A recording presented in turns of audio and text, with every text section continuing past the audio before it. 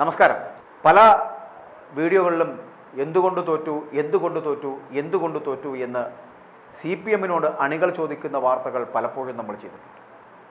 അവസാനം നേതാക്കൾക്കടക്കം സമ്മതിക്കേണ്ടി വന്നു.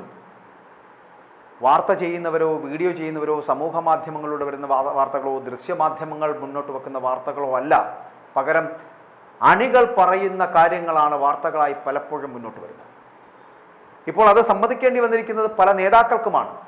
എന്തുകൊണ്ട് തോറ്റു എന്ന് ചോദിച്ചാൽ അഹങ്കാരവും ധാർഷ്ട്യവുമാണ് അതിന് കാരണം എന്നുള്ള പദം പറയേണ്ടി വരുന്നു പല നേതാക്കൾക്കും. ഇവിടെ ഇപ്പോൾ തോമസ് ഐസക് അഹങ്കാരത്തോടെയും ധാർഷ്ട്യത്തോടെയുമുള്ള പെരുമാറ്റമാണ് ജനങ്ങളെ പാർട്ടിയിൽ നിന്ന് അകറ്റുന്നത് എന്ന് സമൂഹ മാധ്യമത്തിലൂടെ തുറന്നടിക്കുകയാണ് CPM-ന്റെ കേന്ദ്ര കമ്മിറ്റി അംഗം കൂടിയായിട്ടുള്ള ഡോക്ടർ തോമസ് ഐസക്. അഹങ്കാരത്തോടെയും ധാർഷ്ട്യത്തോടെയുമുള്ള പെരുമാറ്റം ജനങ്ങളെ പാർട്ടിയിൽ നിന്ന് വളരെ ദൂരെ അകറ്റിയിരിക്കുന്നു. പാർട്ടിക്ക് ജനങ്ങളെ മനസ്സിലാക്കാൻ കഴിയാതായിരിക്കുന്നു. ഇത് പഴയ പാരമ്പര്യത്തിൽ നിന്നുള്ള വലിയൊരു മാറ്റമാണ് എന്ന് തന്നെയാണ് അദ്ദേഹം ഫേസ്ബുക്ക് കുറിപ്പിൽ പറയുന്നത്. ജനങ്ങളുമായുള്ള ജീവൽ ബന്ധം വളരെയേറെ ദുർബലമായി. ഇതിന് ജനങ്ങളെ കുറ്റപ്പെടുത്തിയിട്ട് കാര്യമില്ല, വീഴ്ച സംഘടനാപരമാണ്. വിശ്വാസ്യതയ്ക്ക് ഇടവ് തട്ടിയിരിക്കുന്നു. ഇത് പാർട്ടിയുടെ എല്ലാ തലങ്ങളിലും കാണുകയും ചെയ്യാം. ജനങ്ങളോട് എപ്പോഴും വിനയത്തോടുകൂടി പെരുമാറേണ്ട ആൾക്കാർ അങ്ങനെ ചെയ്യുന്നില്ല എന്നാണ് ഐസക് പറയുന്നത്. ഐസക്കിന്റെ കുറിപ്പ് എന്ന് പറയപ്പെടുന്നത് ഇങ്ങനെയാണ്. അതായത് വോട്ടർമാരുടെ മനോഭാവത്തിൽ വന്ന മാറ്റങ്ങളെ വായിക്കുന്നതിൽ പാർട്ടിക്കുണ്ടായിട്ടുള്ള വീഴ്ച എന്ന് പറയപ്പെടുന്ന വലുതാണെന്ന് പറയുന്നിരിക്കുന്നു. തെരഞ്ഞെടുപ്പിന്റെ ഒരു ഘട്ടത്തിലും എതിർ തരംഗം അത് കേരളത്തിലുണ്ടെന്ന് മനസ്സിലാക്കാനായില്ല. ഇത്തവണത്തെ പോളിംഗ് ശതമാനം 71% കുറഞ്ഞപ്പോൾ ഇടതുപക്ഷ വിലയിരുത്തൽ UDF BJP വോട്ടുകളാണ് മരിച്ചത് അല്ലെങ്കിൽ മരവിച്ചത് എന്നാണ്. എന്നാൽ പോളിംഗിന് മുമ്പുള്ള വിലയിരുത്തലും പോളിംഗിന് ശേഷം ബൂത്തുകളിൽ നിന്നുള്ള വിലയിരുത്തലും താരതമ്യപ്പെടുത്തുമ്പോൾ പല മണ്ഡലങ്ങളിലും ഗണ്യമായിട്ടുള്ള തോതിൽ LDF-ന്റെ വോട്ടുകൾ പോൾ ചെയ്യപ്പെട്ടിട്ടില്ല എന്ന് കാണാൻ കഴിയുന്നു. എന്തുകൊണ്ട്? പോൾ ചെയ്ത വോട്ടുകളിൽ 5 മണ്ഡലങ്ങളിൽ ഒഴികെ എല്ലായിടത്തും ഭൂരിപക്ഷം കിട്ടുമെന്നുള്ള വിലയിരുത്തപ്പെട്ടിരുന്നു. പക്ഷേ എന്തുകൊണ്ട് സംഭവിച്ചില്ല? എന്നാൽ LDF വോട്ടർമാരെന്ന് കരുതിയ ഒരു വലിയ വിഭാഗം UDF-നും BJP-ക്കും വോട്ട് ചെയ്തു എന്നുള്ളതാണ് തെരഞ്ഞെടുപ്പ് പരാജയം കാണിക്കുന്നത് എന്നുകൂടി പറയേണ്ടിയിരിക്കുന്നു. എന്തുകൊണ്ട് വിലയിരുത്തലുകൾ പാളുന്നു എന്നതാണ് ഉത്തരം കാണേണ്ടുന്ന ഏറ്റവും പ്രധാനപ്പെട്ട പ്രശ്നം. ഒന്നുകിൽ ജനങ്ങളെ മനസ്സിലാക്കാൻ കഴിയുന്നില്ല, അതല്ല എങ്കിൽ ജനങ്ങൾ തങ്ങളുടെ മനസ്സ് തുറക്കുവാൻ വിസമ്മതിക്കുന്നു എന്നുള്ളതാണ്. രണ്ടായാലും ഇത് പഴയ പാരമ്പര്യത്തിൽ നിന്നുള്ള വലിയൊരു മാറ്റമാണ് എന്നും ഒരു കാര്യം തീർച്ചയാണ്, ജനങ്ങളുമായിട്ടുള്ള ജീവൽ ബന്ധം വളരെയേറെ ദുർബലമാക്കപ്പെട്ടിരിക്കുന്ന പാർട്ടിയായി മാറിയിരിക്കുന്നു. ഇതിന് ജനങ്ങളെ കുറ്റപ്പെടുത്തിയിട്ട് കഴിയുമില്ല. വീഴ്ച സംഘടനാപരമാണ്. വിശ്വാസ്യതയ്ക്കാണ് ഇടിവ് തട്ടിയിരിക്കുന്നത്. അഹങ്കാരത്തോടെയും ധാർഷ്ട്യത്തോടെയുമുള്ള പെരുമാറ്റം ജനങ്ങളെ പാർട്ടിയിൽ നിന്ന് അകറ്റുക തന്നെ ചെയ്തു. ഇത് പാർട്ടിയുടെ എല്ലാ തലങ്ങളിലും കാണാം. ജനങ്ങളോട് എപ്പോഴും വിനയത്തോടു കൂടിയാണ് പെരുമാറേണ്ടത്. വെള്ളത്തിലെ മീൻ പോലെ ആയിരിക്കണം ജനങ്ങൾക്കിടയിലെ കമ്മ്യൂണിസ്റ്റുകാരെന്ന് മാവോയുടെ പ്രസിദ്ധമായ ചൊല്ലുണ്ടല്ലോ, അതുപോലെ ഇവിടെ ഈ സഹകരണ ബാങ്കുകളുടെ തട്ടിപ്പിന് അല്ലെങ്കിൽ ആ നടത്തിപ്പിന് മേൽനോട്ടം വഹിക്കുന്നതിലുണ്ടായിട്ടുള്ള ഉദാസീന മനോഭാവം പലയിടത്തും ഗൗരവമായ പ്രതിസന്ധി സൃഷ്ടിക്കപ്പെട്ടു. തട്ടിപ്പുകൾ പാർട്ടിയുടെ വിശ്വാസ്യതയെ ചോദ്യം ചെയ്തു. തദ്ദേശ സ്വയംഭരണ തലങ്ങളിലും അഴിമതി വർദ്ധിക്കുകയുണ്ടായി. തുടർഭരണം എന്ന് പറയപ്പെടുന്ന ഇത്തരത്തിലുള്ള ദൗർബല്യങ്ങളെ ശക്തിപ്പെടുത്തുമെന്ന് തിരിച്ചറിഞ്ഞുകൊണ്ട് സമഗ്രമായിട്ടുള്ള ഒരു തെറ്റുതിരുത്തൽ രേഖ അത് അംഗീകരിച്ചിട്ടുണ്ട്. എന്നാൽ അവ എത്രമാത്രം ഫലപ്രദമായി നടപ്പാക്കിയെന്ന് പരിശോധിക്കപ്പെടേണ്ടിയിരിക്കുന്നു. അതായിട്ടില്ല എന്നുള്ളതാണ്. മുൻകാലത്തൊക്കെ സർഗാത്മകതയിലും പഠിത്തത്തിലും മുന്നിട്ട് നിൽക്കുന്നവർ സ്വാഭാവികമായിട്ടും കമ്മ്യൂണിസ്റ്റ് പ്രസ്ഥാനത്തിലേക്ക് ആകർഷിക്കപ്പെട്ടിരുന്നു. അക്കാലത്തെ ആഗോള ദേശീയ സ്ഥിതിവിശേഷം ഇതിന് കാരണമാണ്. അതുപോലെ തന്നെ കമ്മ്യൂണിസത്തിന് കേരളത്തിന്റെ സാംസ്കാരിക മണ്ഡലത്തിലുണ്ടായിരുന്ന അതീശത്വവും ഇതിന് കാരണമായി. ഇന്ന് സ്ഥിതിഗതികൾ മാറി. വിദ്യാർത്ഥികൾക്കും യുവജനങ്ങൾക്കും ഇടയിൽ അരാഷ്ട്രീയവൽക്കരണത്തിനാണ് ഇപ്പോൾ മുൻതൂക്കം ഉണ്ടായിരിക്കുന്നത്. പരമ്പരാഗത മാധ്യമങ്ങളിലല്ല, പുതിയ സമൂഹ മാധ്യമങ്ങളിലാണ് ഇവരുടെയൊക്കെ ലോകമെന്ന് പറയപ്പെടുന്നത്. ഇവിടെ ആവട്ടെ ഇടതുപക്ഷത്തിന്റെ സ്വാധീനം എന്ന് പറയപ്പെടുന്ന ദുർബലവുമാണ്. ഇവിടെ പറഞ്ഞതൊന്നും പൂർണ്ണമല്ല എന്നുകൂടി അദ്ദേഹം പറയുന്നുണ്ട്. പാർട്ടിക്കുള്ളിൽ എല്ലാ തലങ്ങളിലും ഇക്കാര്യങ്ങൾ തുറന്ന് ചർച്ച ചെയ്യപ്പെടേണ്ടതാണ്. സാധാരണ ഗതിയിൽ ഭാവി പ്രവർത്തനങ്ങൾ സംബന്ധിച്ച് മുകളിൽ തീരുമാനമെടുത്ത് താഴേക്ക് റിപ്പോർട്ട് ചെയ്യുകയാണ് പതിവ്. ഇത്തവണ അതിലൊരു മാറ്റം വരുത്തിയിട്ടുണ്ട്. തെരഞ്ഞെടുപ്പ് റിവ്യൂവിന്റെ ഭാഗമായിട്ട് ഉൾപ്പെടുത്തേണ്ട ഭാവി പ്രവർത്തനങ്ങൾ സംബന്ധിച്ച ഭാഗം താഴത്ത് ജില്ലാ കമ്മിറ്റികളുടെ ചർച്ചകളും നിർദ്ദേശങ്ങളും പരിശോധിച്ച് രൂപം നൽകുന്നതിനാണ് പുതുതായിട്ടുള്ള ഒരു തീരുമാനം ഉണ്ടായിരിക്കുന്നത്. ഇങ്ങനെ പാർട്ടിക്കുള്ളിൽ മാത്രമല്ല പാർട്ടി അനുഭാവികളോടും ബന്ധുക്കളോടും തുറന്ന് ചർച്ച ചെയ്യുന്നതിനാണ് ഇപ്പോൾ പാർട്ടിയുടെ തീരുമാനം. കമ്മ്യൂണിസ്റ്റ് പാർട്ടി കേരളത്തിലെ ജനങ്ങളുടെ മഹത്തായിട്ടുള്ള ഒരു ഒസ്യത്ത. പാർട്ടിയിലില്ലെങ്കിലും അവർക്കും അഭിപ്രായം പറയുവാനുള്ള അവകാശമുണ്ട് എന്ന് പറയുന്ന പാർട്ടിയാണ്.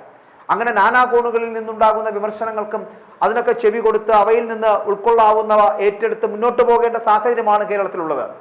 2014 പാർലമെന്റിലേക്ക് 40% വോട്ട് ലഭിച്ച LDF-ന് 2019 35% വോട്ട് മാത്രമേ ലഭിച്ചുള്ളൂ. ശബരിമലയുമായി ബന്ധപ്പെട്ട കോളിളക്കം പാർട്ടി അടിത്തറയിൽ നിന്ന് ഒരു വിഭാഗത്തെ UDF-ലേക്കും BJP-യിലേക്കും നയിച്ചു എന്നുള്ളതാണ്. BJP-യുടെ വോട്ട് ശതമാനം 10.8 നിന്ന് 15.6 ഉയർന്നു. എന്നാൽ LDF-ന്റെ വോട്ട് തദ്ദേശ സ്വയംഭരണ സ്ഥാപന തെരഞ്ഞെടുപ്പിൽ 42.5 ഉയർന്നു. BJP-യുടേത് 14.9% താഴ്ന്നു. അസംബ്ലി തെരഞ്ഞെടുപ്പായപ്പോഴേക്കും LDF-ന്റെ വോട്ട് 45.3% വീണ്ടും ഉയർന്നു. BJP-യുടേത് 12.5% താഴ്ന്നു. BJP-യിലേക്ക് പോയ നല്ലൊരു പങ്ക് വോട്ടുകൾ തിരിച്ച് LDF-ലേക്ക് തന്നെ വന്നു എന്നുള്ളതാണ് അതിന്റെ യാഥാർത്ഥ്യം.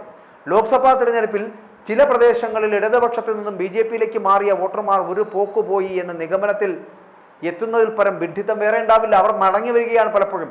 അതേസമയം SFIയെ പിന്തുണച്ചും KSUവിനെ പഴിച്ചും കൊണ്ട് മുഖ്യമന്ത്രി പിണറായി വിജയൻ വീണ്ടും രംഗത്തെത്തുന്നതാണ് മനസ്സിലാക്കാൻ കഴിയാത്തത്.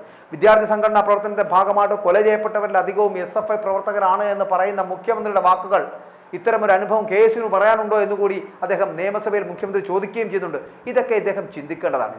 ഇടിമുറിയിൽ കൂടി വളർന്നു വന്ന പ്രസ്ഥാനമല്ല SFI എന്നും KSU നടത്തിയ ആക്രമണങ്ങളെ വിവിധ തലങ്ങളിൽ നേരിട്ടുകൊണ്ടാണ് SFI വളർന്നു വന്നത് എന്നും പടിപടിയായിട്ടുള്ള ഉയർച്ചയാണ് SFIയുടെ വളർച്ചയെന്നും പെട്ടെന്നുണ്ടായതല്ല, എന്തെല്ലാം അതിക്രമങ്ങൾ നേരിടേണ്ടി വന്ന ഒരു പ്രസ്ഥാനമാണിത് എന്നും 35 പേർക്ക് ജീവൻ വെടിയേണ്ടി വന്നുവെന്നും അതിൻ്റെ രാഷ്ട്രീയ കാരണക്കാരിൽ പലരും KSUവും കോൺഗ്രസുമാണ്. ഇങ്ങനെ മറ്റുള്ള പ്രസ്ഥാനത്തെ വല്ലാതെ താറടിച്ച് കാണിക്കേണ്ട ആവശ്യമില്ല. നടക്കാൻ പാടില്ലാത്ത കാര്യങ്ങൾ നടക്കുമ്പോൾ അതിനെ ന്യായീകരിക്കുന്നത് തങ്ങളുടെ പണിയല്ല എന്നൊക്കെ മുഖ്യമന്ത്രി സഭയിൽ വലിയ വായിൽ പറയുന്നുണ്ട്. വീഴ്ചകളുണ്ടാവും, വിദ്യാർത്ഥി ജീവിതമാണ്. ആ പ്രായത്തിൽ ഉണ്ടാകുന്ന എന്തെങ്കിലും പ്രശ്നങ്ങൾ ഉണ്ടെങ്കിൽ അത് പരിഹരിക്കുന്നതിന് അതേ രീതിയിലുള്ള നടപടികളുമായിട്ട് മുന്നോട്ട് പോകുന്നതാണ് നല്ലത് എന്നാണ് മുഖ്യമന്ത്രി പറഞ്ഞു വെക്കാൻ ശ്രമിക്കുന്നത്. വയനാട്ടിൽ രാഹുൽ ഗാന്ധിയുടെ ഓഫീസിൽ ഗാന്ധി ചിത്രം തകർത്തത് SFI എന്നായിരുന്നു ആദ്യകാലത്ത് പ്രചരണം. എന്നാൽ SFIക്കാർ ഓഫീസ് വിട്ടിറങ്ങിയ ഘട്ടത്തിൽ ഗാന്ധി ചിത്രം അവിടെ തന്നെ ഉണ്ടായിരുന്നുവെന്നും അതിനുശേഷം ഗാന്ധി ചിത്രം തകർക്കപ്പെട്ടുവെന്നും ആരാണ് ഗാന്ധി ചിത്രം തകർത്തത് എന്നും അവിടെ ഉണ്ടായിരുന്നത് കോൺഗ്രസ് മാത്രമായിരുന്നില്ലേ എന്നും നാണംകെട്ട രീതിയിൽ പിന്നെയും അതിനെ ന്യായീകരിക്കുവാൻ നോക്കുകയാണ് എന്നും പറയുന്നുണ്ട്. ഗാന്ധി ചിത്രം തകർത്തത് ശരിയല്ല എന്ന് പറയുവാനുള്ള ആർജവമാണ് കാണിക്കേണ്ടതെന്ന് മുഖ്യമന്ത്രി പറയുന്നുണ്ട്. മുഖ്യമന്ത്രിയുടെ ന്യായീകരണമാണ് നമുക്ക് മനസ്സിലാക്കുന്നത്. AKG സെന്റർ ആക്രമണത്തിന് പിന്നാലെ പരിഹാസപൂർവ്വം എത്ര ചോദ്യങ്ങളായിരുന്നു ചോദിച്ചത് എന്നും എന്നാൽ ഇപ്പോൾ കോൺഗ്രസിന്റെ വേണ്ടപ്പെട്ട ആളുകൾ തന്നെയല്ലേ കേസിൽ പിടിയിലായിരിക്കുന്നത് എന്നുമൊക്കെ മുഖ്യമന്ത്രി പറഞ്ഞ് കയറി മുന്നോട്ട് പോകുന്നുണ്ട്. വിമാനത്തിൽ വെച്ച് തനിക്കെതിരെ ആക്രമണ ശ്രമം ഉണ്ടായപ്പോൾ AKG സെന്റർ ആക്രമിച്ച കേസിലെ പ്രതിയും വിമാനത്തിലുണ്ടായിരുന്നുവെന്ന് മുഖ്യമന്ത്രി സഭയിൽ വെളിപ്പെടുത്തി.